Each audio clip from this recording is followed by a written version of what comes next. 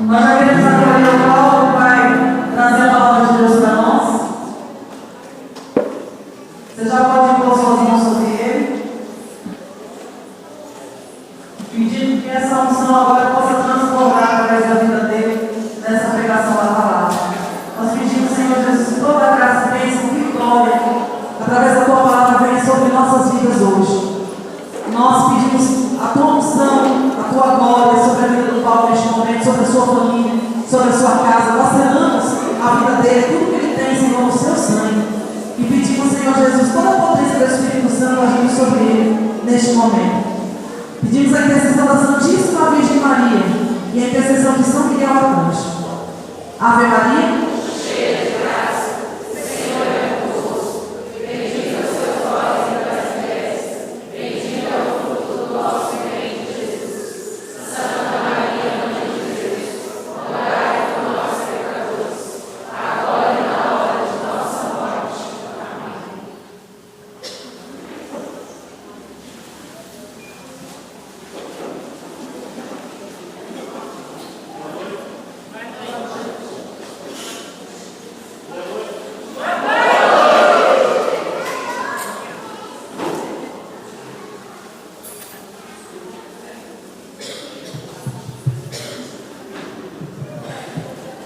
Paz e bem, irmãos? Está tudo bem com você aí? Se eu disser que pode ficar melhor, você acredita? Porque Deus não te trouxe aqui à toa. Deus te trouxe aqui nesta noite porque Ele quer tratar de algo especial e particular com você. Deus hoje Ele quer falar diretamente ao teu coração se você acolher. Por isso que eu posso afirmar: se está bom na tua vida, Deus quer fazer ficar melhor. Amém, queridos? Para você que não me conhece, meu nome é Paulo, sou casado com a Maílde há 22 anos, temos 3 filhos, sirvo a Deus nesse grupo de oração já há bastante tempo, e pela misericórdia de Deus Ele me concedeu a graça de poder anunciar a sua palavra, o qual eu faço com muita alegria. É bom saber que Deus Ele ainda continua confiando os seus tesouros em vasos de barro. Amém, irmãos? Amém. Vejam, a cada mês o grupo de oração ele trabalha um tema, né? Nós nos reunimos para rezar e pedimos a Deus uma direção, um direcionamento, para que Ele possa nos usar, né? Usar nos temas da pregação, também na toda a vida do grupo de oração a cada mês. Porém, como proposta, né, discernida em oração, e já que nós estamos tratando, a Igreja Católica está tratando este ano como o ano da misericórdia, né? Então, uma vez por mês, né, mesmo tendo o tema que o Senhor nos colocar, será pregado no grupo de oração uma pregação falando sobre a misericórdia de Deus. Tá? E o tema dessa pregação de hoje é tempo de misericórdia.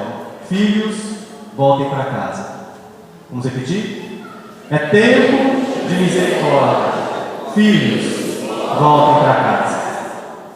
Eu quero convidar você a pegar a sua Bíblia no Evangelho de São Lucas, no capítulo 15.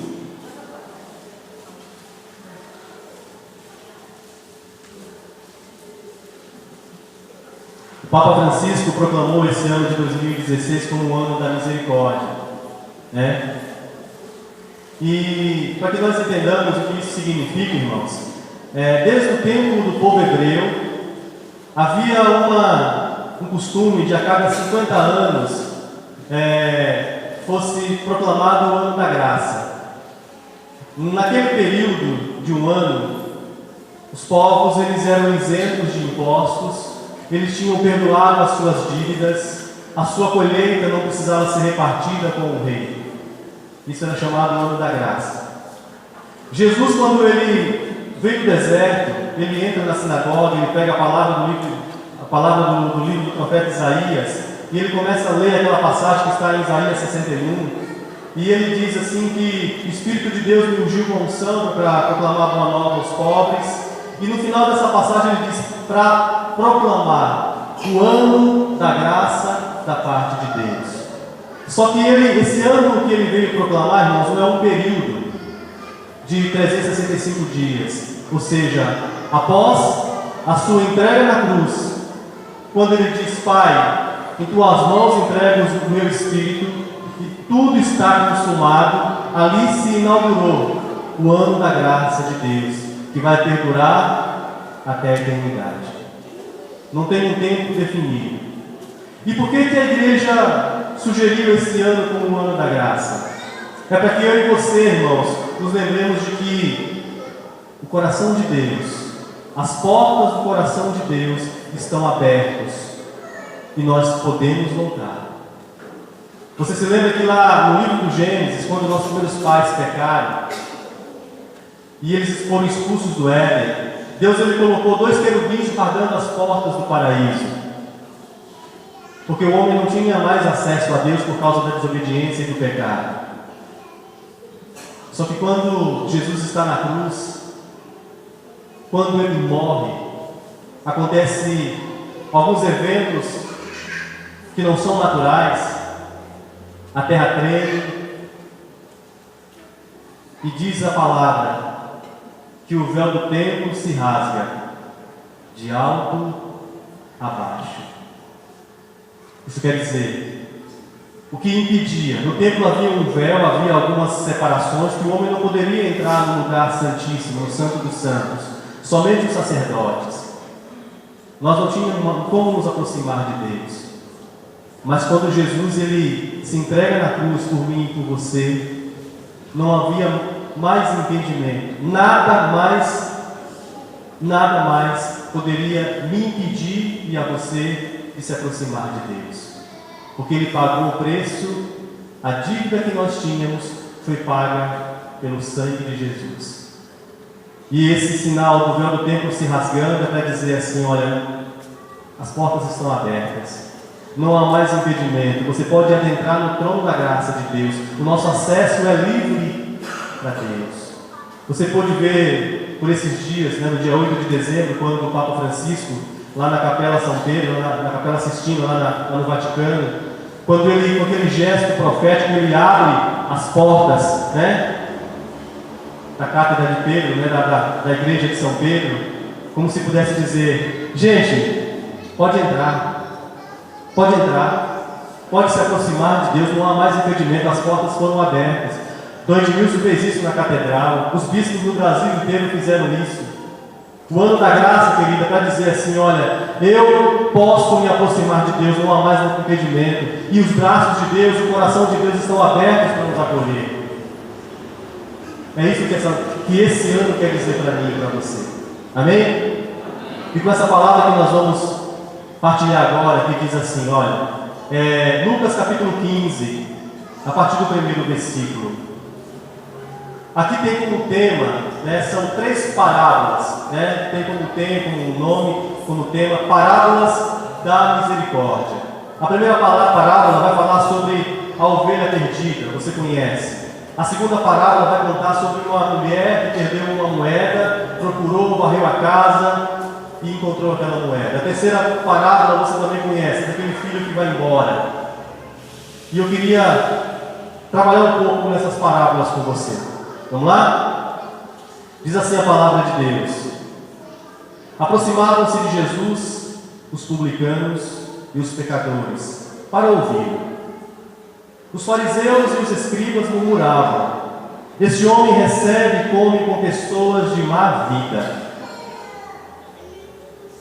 Então, Jesus lhes propôs a seguinte parábola: quem de vós, que tendo 100 ovelhas, perdendo uma delas, não deixa as 99 no deserto e vai em busca da que se perdeu, até encontrá-la?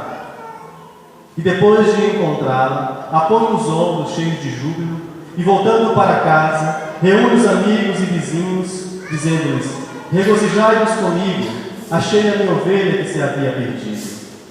Digo-vos que assim haverá maior júbilo no céu por um só pecador que fizer penitência ou se arrepender, do que por 99 justos que não necessitam de arrependimento. 8. Ou qual a mulher que, tendo 10 dracmas ou 10 moedas, e perdendo uma delas, não acende a lâmpada, vai à casa e busca diligentemente até encontrá-la? E tendo encontrado, reúne as amigas e vizinhas, dizendo: regozijai-vos comigo, achei a dracma que se tinha perdido. Digo-vos, haverá júbilo entre os anjos de Deus por um só pecador que se arrependa. Palavra da salvação. Veja, Jesus ele propõe essas parábolas porque ele está falando, gente, além de estar falando com os pecadores que se aproximou dele para ouvi-lo, ele está falando também para outras pessoas que estavam ali, os publicanos, né? Pessoas religiosas. E Jesus é questionado por aquelas autoridades ali, né? Ele se aproxima de pessoas de má vida, de pecadores. E Jesus propõe essas parábolas. Veja, gente, uma coisa que a gente precisa entender, né? Isso são parábolas, são histórias contadas da brilhante mente de Jesus. São fatos que nunca aconteceram. Mas Jesus ele pega essas histórias para quê? Para trazer para aquela realidade. Para aquela realidade. Porque, veja, irmãos, Jesus ele veio para os pecadores. Para os pecadores. Por isso que ele diz: olha, haverá maior júbilo, maior alegria no céu por um só pecador que se arrepende, do que por dezenas e centenas por aqueles que acham: eu não preciso me arrepender porque eu já estou santo. E Jesus ele contando essa parábola da misericórdia, ele está dizendo para nós e para aquelas pessoas que esse pastor que coloca a ovelha no ombro, que encontra lá no deserto perdida, machucada, é o próprio Deus, sabe? Que é capaz de deixar 99 no deserto ou no aprisco, até correndo um certo risco, mas ele não se contenta, ele não fica satisfeito: olha, eu perdi só uma. Não, para Deus não é assim. Para Deus não existe número, para Deus existe vida e existe filhos. E ele faz assim, ele deixa as 99 ali no deserto e vai atrás daquela que se perdeu. E quando encontra, irmãos, encontra aquela ovelha, com certeza ele encontra machucada, porque uma coisa que a gente não consegue entender, né? Algumas pessoas dizem assim: nossa, Jesus ele nos compara como uma ovelha, né? Nos compara como uma ovelha, porque é um animal dócil, é um animal, né, tão good, né, Janaína? Mas sabe por que Jesus nos compara com uma ovelha, irmãos? Seria melhor Jesus nos comparar com um burro. Porque a ovelha é o único animal que não consegue sobreviver se não for constantemente alimentada e guiada pelo seu pastor. Um burro consegue. A ovelha, se ela sair caminhando pelos matos, pelo deserto, pelas plantações, o pastor precisa ir à frente, porque ela não sabe distinguir qual é a erva, a planta que ela pode comer ou não. Ela come tudo que encontrar pelo caminho. Erva boa e venenosa. Por isso acaba morrendo. A ovelha, se ela cai no buraco com as pernas para cima, ela não consegue se levantar. O pastor precisa ir lá com o cajado, empurrá-la para que ela se levante. Por que será que Jesus nos comparou com uma ovelha?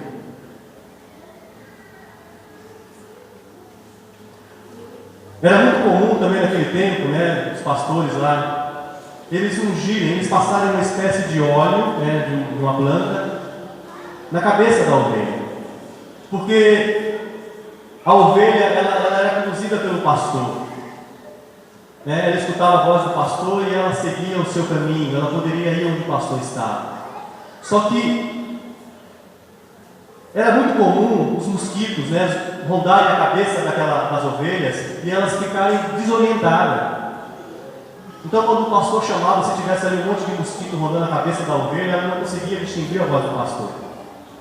Por isso era muito comum os pastores passarem na cabeça da ovelha óleos com uma espécie de repelente. Por que será que Jesus nos comparou com uma ovelha? E não com um leão,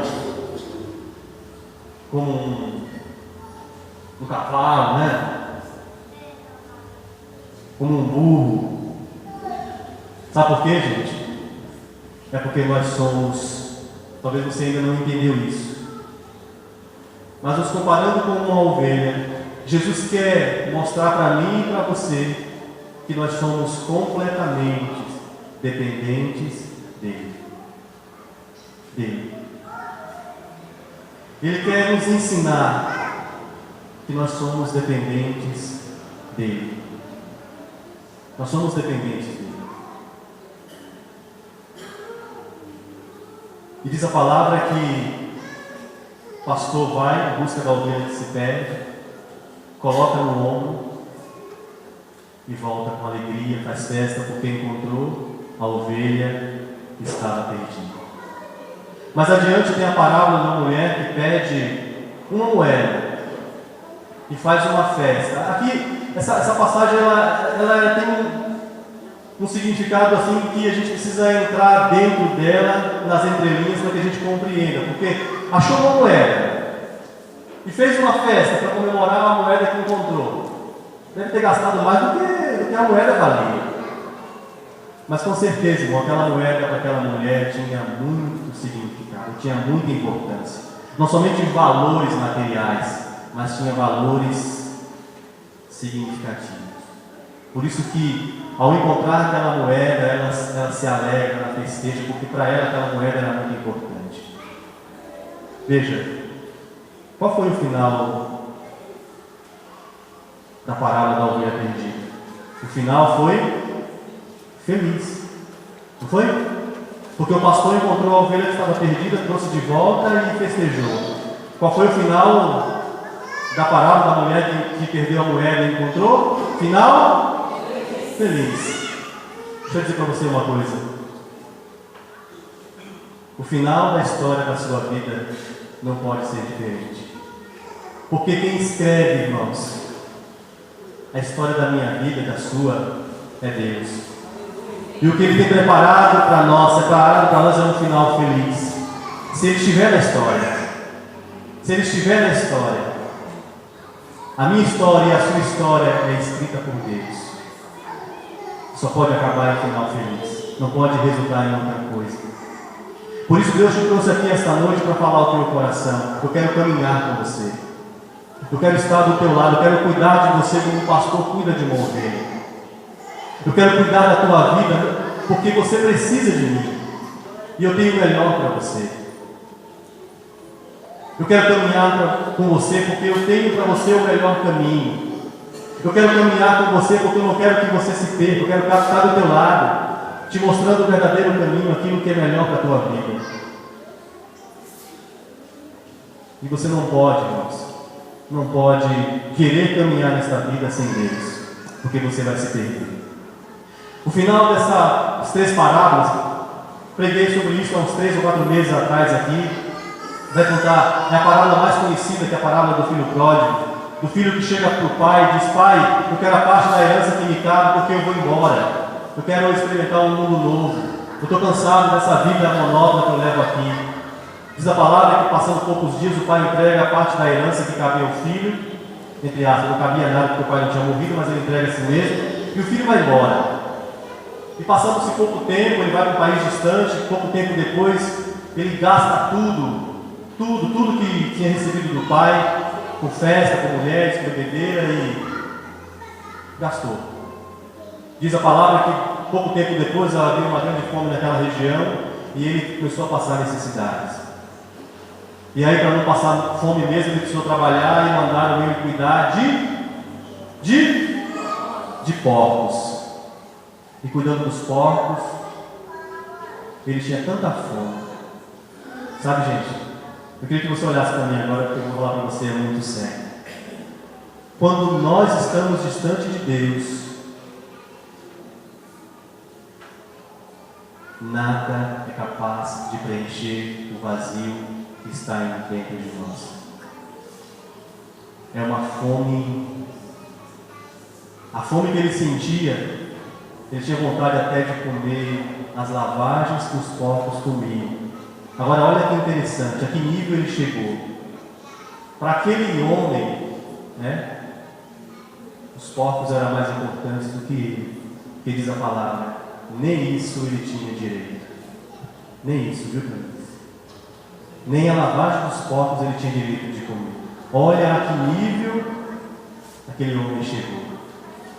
Mas ele chegando ali, irmãos, abaixo do fundo do poço, diz a palavra que ele cai em si. Ele cai em si e diz: na casa do meu pai, tantos empregados têm pão com fartura, e eu aqui, passando necessidade, levantar-me-ei e vou voltar para a casa do meu pai. Agora eu queria que você prestasse atenção em mim, porque esse aqui é o centro desta pregação. Ele se levanta e decide voltar para casa. Resolve voltar para casa. Quantas pessoas, irmãos, que se afastam de Deus, vai longe no pecado e tem medo de voltar. Tem medo de voltar porque tem medo de não serem aceitos. Tem medo de voltar pensando que serão castigados. Tem medo de voltar pensando que não serão recebidos de volta. Essa semana, eu preparando essa pregação, me lembrei de algumas coisas da minha infância. Quando eu era pequeno, entre os 10 e 13 anos, eu aprontei muito. Porque aprontava demais, eu tomava uma surra assim um dia assim e o outro também. E todas elas eram muito merecidas. E eu tomava surra, viu, gente? Né? Era surra. A minha mãe tinha lá em casa, os mais novos aqui não vai saber, mas lá no Nordeste a gente usava muito facão, né? E para colocar um facão tinha uma bainha de couro, sabe? Vai pensando. E essa bainha de couro, com minha mãe tendo medo de a gente pegar e jogar fora, ela colocava no telhado, onde a gente não alcançava. Aquela bainha de facão tomava sol, tomava chuva. Imagina o couro como não ficava. E ela usava aquilo ali para nos presentear. E agora sim, ó. Gente, eu apanhava de verdade. Sabe por que eu apanhava? Porque eu tinha dentro de mim um espírito de rebeldia. A minha mãe estava descendo o couro e eu dizia para ela que não estava doendo nada, podia continuar. E ela batia, ela ficava com raiva. E ela batia. Só que teve um dia que eu não queria saber de apanhar, né? Porque ficava por dias assim marcadas as pernas, as costas. E eu resolvi correr. E ela gritou de lá: se correr é? Se correr é? Eu falei: eu não vou pagar para ver, eu vou correr. E resolvi correr. Só que estava acontecendo algumas coisas estranhas comigo, eu estava cansado de apanhar. E naquele dia que eu corri, eu passei o dia inteiro somente com um pé de chinelo, o outro não consegui, ficou pelo caminho, eu saí para a rua sem camisa e só com um pé de chinelo. E aí eu tinha um lugar de fuga que era do outro lado do rio, onde tinha um pessoal jogando bola, eu ficava por ali. Passei o dia inteiro com fome, sem camisa, só com um pé de chinelo. E eu lembro que era um dia de sábado, a minha mãe, ela lavava roupa, ela trabalhava na roça e no final de semana ela lavava roupa. E ela passava o dia inteiro lavando roupa. E aí estava escurecendo e eu resolvi voltar para casa. Aí a minha irmã mais velha falou bem assim: quando a mãe te pegar, ela vai descer o couro. E eu falava: volta ou não volta? Aí eu comecei a entrar, cheguei na calçada, passei pela sala, passei pelo corredor, passei pela cozinha. Tinha um quintal onde a minha mãe lavava roupa no tanque, dentro de uma bacia de alumínio ali. Eu olhei para ela olhou para mim, eu pensei na bainha de facão. Cheguei na porta da cozinha que estava para fora, eu olhei para minha mãe e disse: mãe, me desculpa. Mãe, me desculpa, eu não vou fazer mais isso. E eu acho que não estava raciocinando direito, eu não lembrei da bainha de facão, eu fui na direção dela, da minha mãe. Ela com a roupa, o vestido todo molhado, sabe?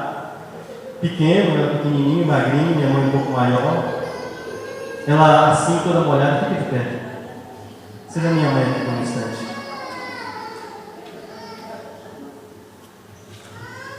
Imagina minha mãe olhando para mim, toda a raiva que ela tinha antes. E eu fui até na direção dela. Acho que a minha cara batia mais ou menos aqui. Abracei a minha mãe, a roupa toda molhada. Eu acho que ela com raiva querendo me bater, mas ela não conseguiu. Ela me abraçou, eu chorei. Foi pior do que me ter levado uma surra. Porque o amor que eu senti da minha mãe naquela hora ali, Abracei a minha mãe com toda a força ali, chorei. Foi pior do que ela ter me batido, porque ela me amou naquela hora. E assim, irmãos, a minha mãe ficou viúva com uns 25 anos, com 4 filhos pequenos para criar. Esse negócio de carinho que nossos filhos recebem hoje, eu não tinha. E não há culpa por isso. Era um momento raro de ter carinho da minha mãe. Mas naquele dia ali eu experimentei o que é ser amado por uma mãe. Eu perdi meu pai, eu tinha ainda 5 anos de idade.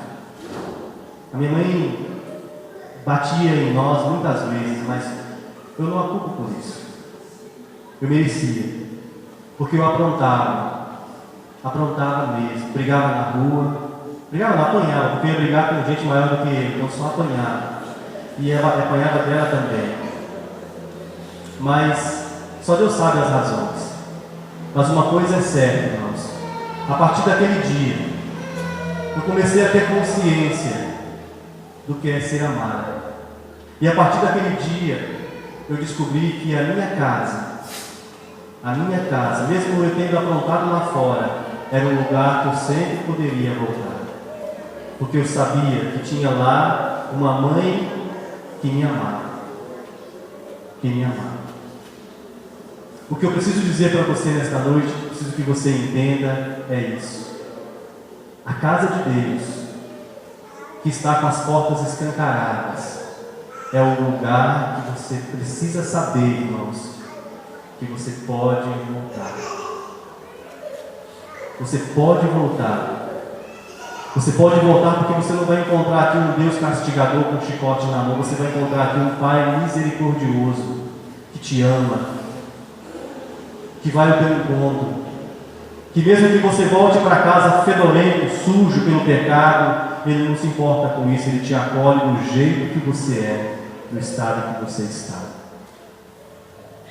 Esse dia, Deus te trouxe aqui para falar ao teu coração assim: não vá para longe, não se distancie de mim, não, porque o teu lugar é Deus falando para você, é perto de mim.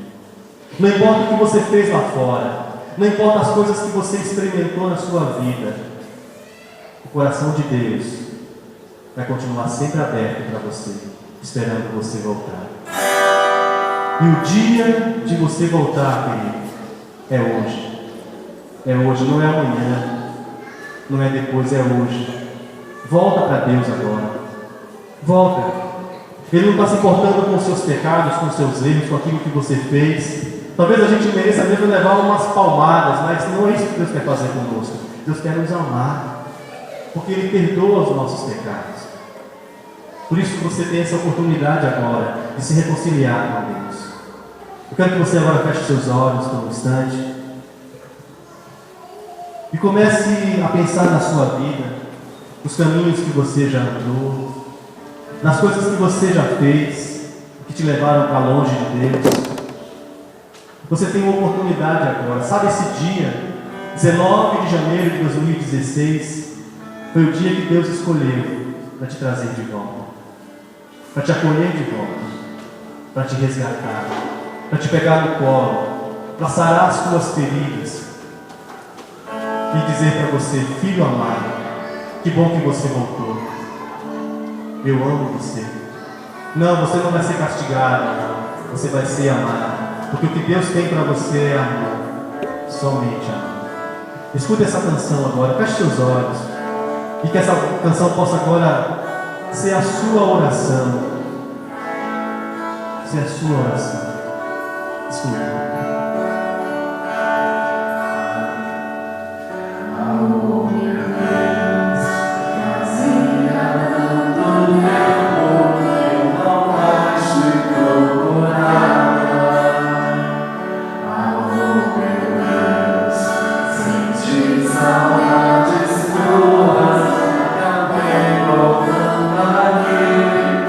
Andei por meus caminhos e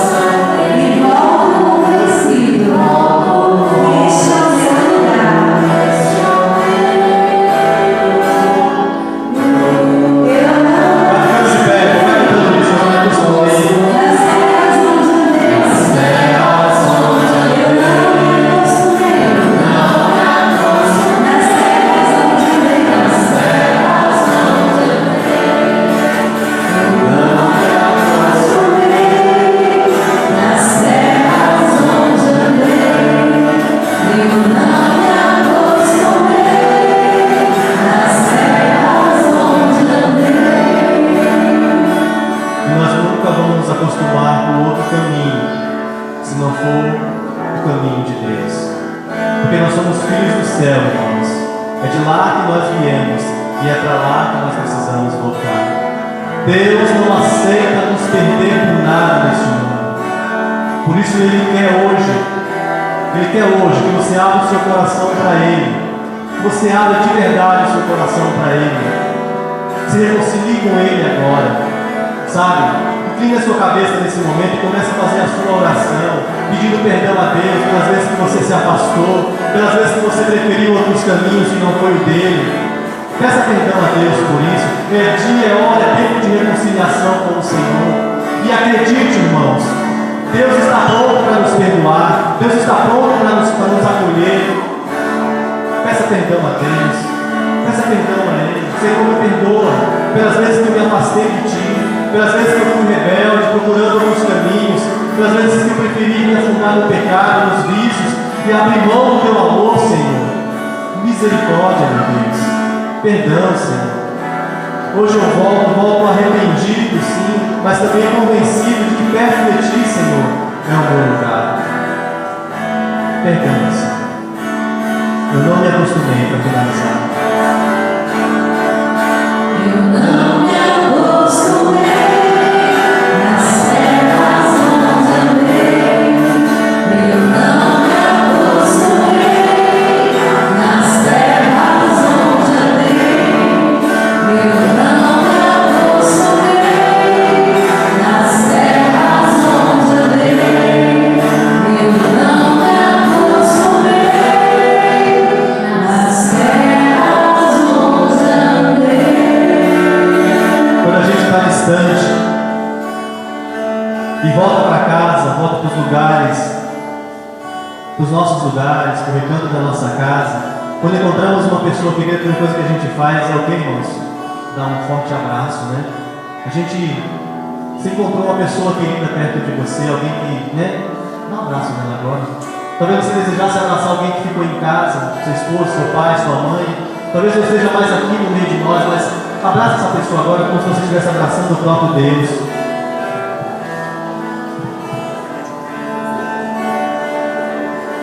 Ou aquela pessoa que você não vê há bastante tempo, dê um abraço apertado nela, fala que seja bem-vindo, Deus ama você.